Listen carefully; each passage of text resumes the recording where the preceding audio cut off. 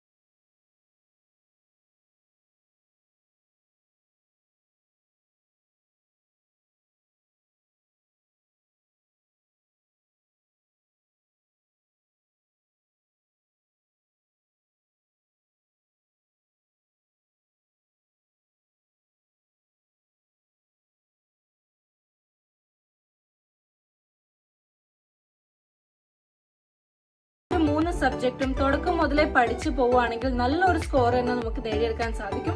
ഇതിന്റെ കൂടെ തന്നെ ഇംഗ്ലീഷും ആഡ് ആവാറുണ്ട് ചില കോഴ്സുകൾക്ക്.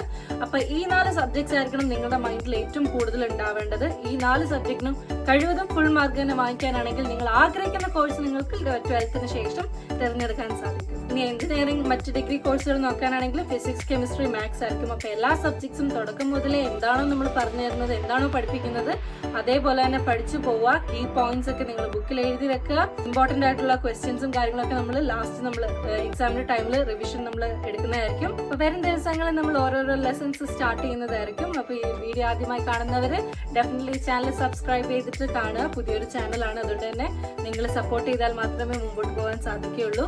ഫ്രണ്ട്സിനൊക്കെ ഷെയർ ചെയ്യുകയാണെങ്കിൽ അവർക്കും ഇതിൽ ജോയിൻ ചെയ്യാൻ പറ്റും. വീഡിയോ ഇഷ്ടപ്പെട്ടെങ്കിൽ ലൈക്ക് ചെയ്യുക, ഷെയർ ചെയ്യുക. See you on next video. By.